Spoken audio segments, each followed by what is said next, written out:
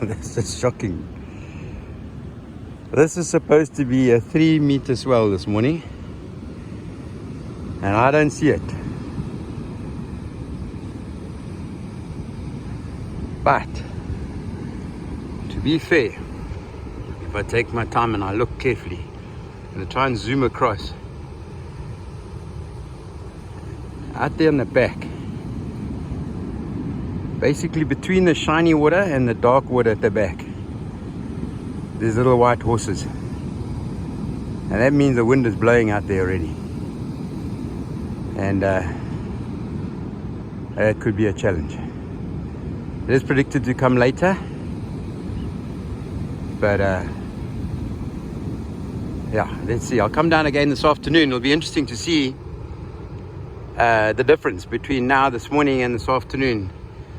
The big wind is supposed to arrive at 8 o'clock, and you should be able to see some difference if the weatherman is correct. But at the moment, it don't look right. All right, so now I've come up to the high point. You can see that sandbank there, and the mouth that is shifted. It's now flowing straight out, and it's understandable because obviously there's lots of water coming down from the Mfolozi and the lake system.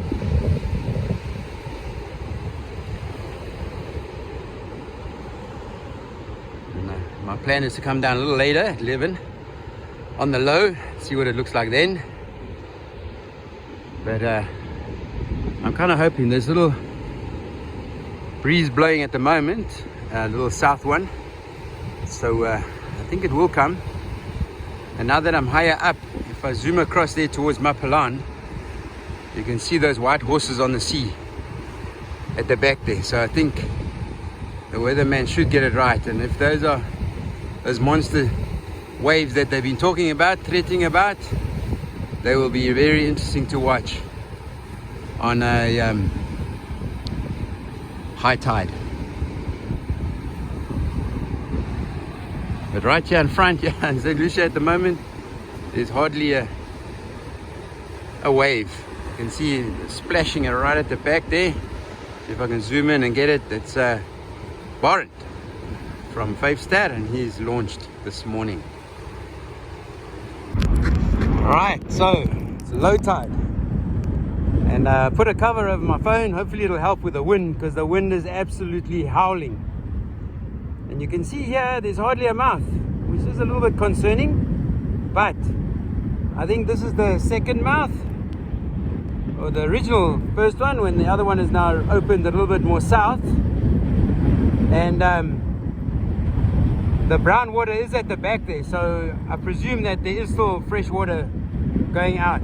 But it'll be interesting to see. There might be a vibration on the phone, folks. It's just because the wind is unbelievable at the moment. So they said gusting up to 60 kilometers an hour, and it feels like that.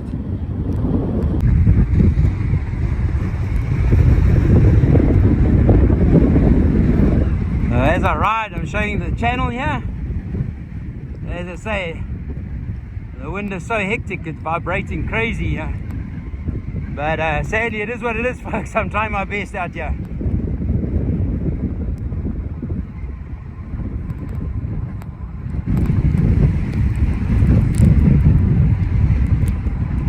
It's incredible, the difference from this morning. There was absolutely no wind, but the weatherman did predict this, so interesting. Let's just stop here quickly.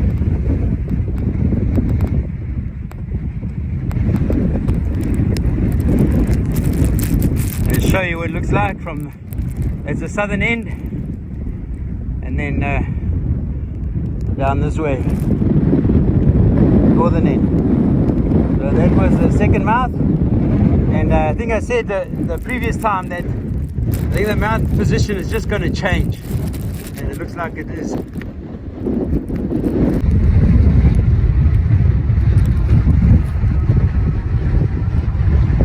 I was filming as I go. This channel is quite deep here.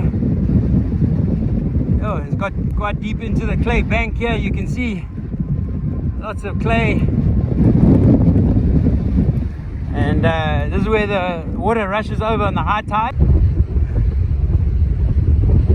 And it almost looks like a bit like a dam wall with the clay here in the front.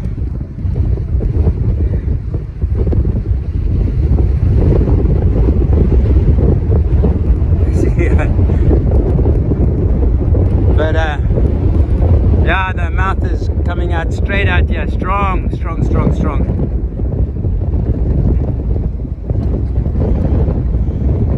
They're quite wide, as you can see. So I'm sure this section here, where these little clay mounds are, almost like a dam wall. I think it'll close here, and eventually the mouth will be going out there permanently. I just had somebody come past me say to me, oh, the mouth is closed, but I was like, yo, I'm not sure about that, because the way it was flowing, I didn't think it was going to happen, but it doesn't. And it's great to see. As I say, my phone is shaking around because of the wind, but these clay banks, you can see they've been eaten now big time. It's quite a drop off, and what I'm going to do is I'm going to put my bike against it so you can see how. So as you can see, basically I'd say half a meter is this clay bank, but I'd love to know how deep it is, and unfortunately I'll never know because I'm not going to bring a spade and dig it, that's for sure. But you know, if it's just a layer and that layer disappears, that means it's going to dig a lot deeper with the flow of the system. So I'm just coming in close to show you. You see these, it looks like a whole piece here is broken away, and if I go down you can see all along there's these pieces that have broken, and I'm sure that this clay bank is not very big or very deep, and so as the water works at it, so it breaks it away, these chunks, and I think with time I reckon this clay bank is going to disappear. And even the loose pieces down there, they're the pieces that have broken away, and underneath this is just beach sand. Right, eventually I've got to the tip of the pinnacle, and like always you can see easily the color line from the Umfolozi River and the lake system, and the little rapids over there. What's causing it is when these two water bodies collide.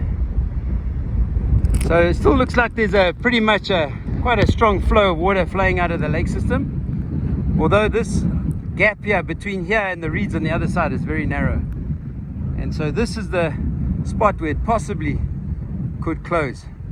So what we might have is that the lake system actually closes, and then the Umfolozi section, because it's a river and has a lot more flow, could keep the mouth open. But folks, please understand, I've said this many times, just like I've explained now about the clay bank there, I'm no scientist. I just show what I see and what I think. So don't shoot the messenger, as they say.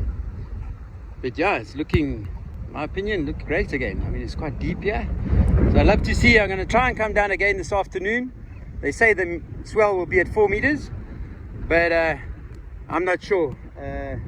This wind is very strong, but I'm not sure if it'll get up to that, but I'll try and come down and see what it looks like later on this afternoon. So I'm going to go back now. I'm going to use the wind to my favor and film as I go back some other interesting things. Yeah, making it a lot easier to ride now with the wind behind me and also hold the phone. But you can see the reeds there, they're a lot closer to the water than they have been for a while.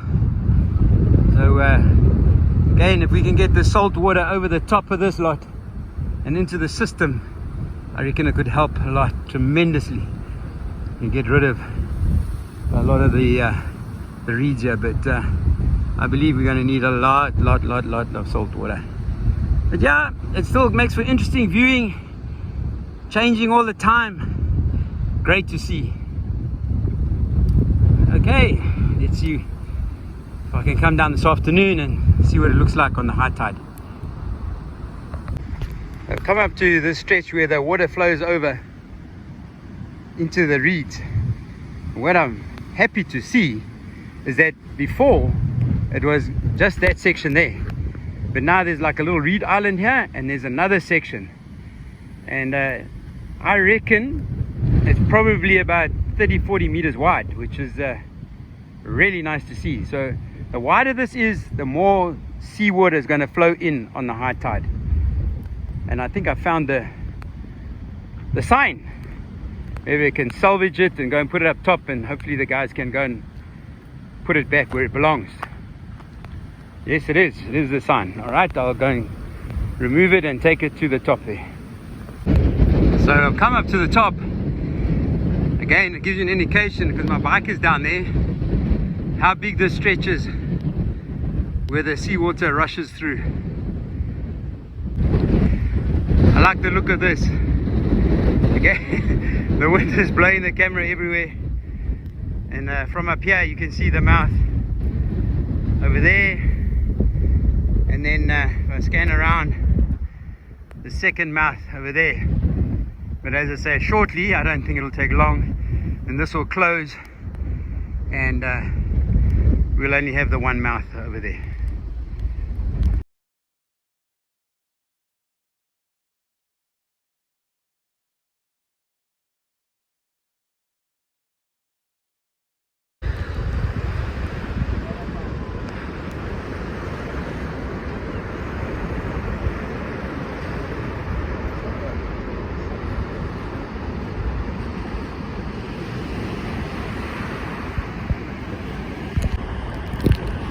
Well, the big sea that we were hoping to find is not here, but on the horizon you can see the white water. So I reckon tomorrow that's when it's going to be here.